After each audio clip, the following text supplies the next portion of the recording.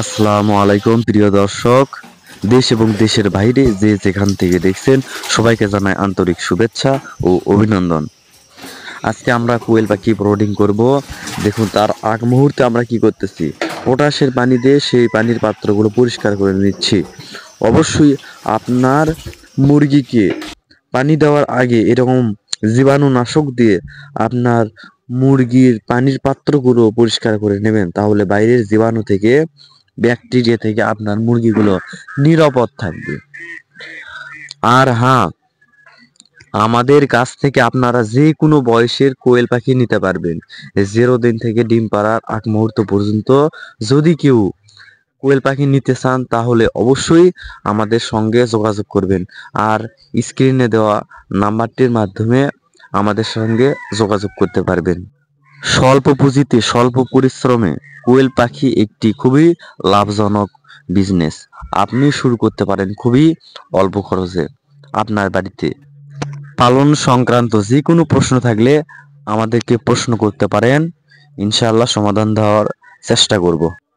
আমরা বাচ্চা বিক্রির সাথে সাথে আপনি আবার যে বিক্রি করবেন সেটারও ইনশাআল্লাহ ব্যবস্থা করে দিতে পারবো। আপনি বাচ্চা পালতেও পারবেন, আবার বিক্রি করতে পারবেন যদি বগুড়ার মধ্যে হয়। আর বগুড়ার বাইরে হলে আমরা বাচ্চা বা যে কোনো বয়সে চাইলে সেল দিতে পারবো।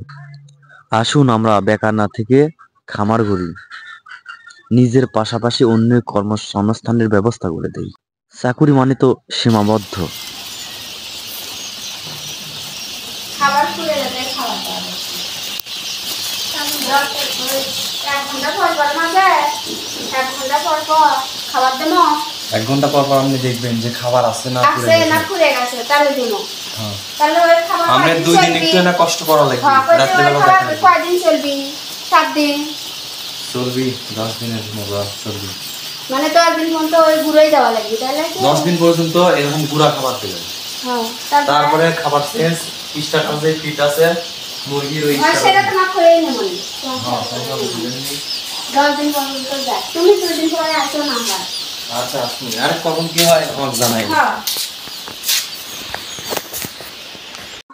চাকুরি করে আমাদের সমস্ত যে শখগুলো আছে সেগুলো কিন্তু পূরণ করা সম্ভব নয়। দেখবেন নিজের ফ্যামিলির বাইরে কোনো কিছু করা যায় না, কিন্তু ইচ্ছা কিন্তু থাকে যে করি, কিন্তু আপনি করতে পারবেন না যদি আপনি বিজনেস না করে জবে মনোযোগী হন, তাহলে কখনোই ওইগুলো পূরণ করা সম্ভব হবে না।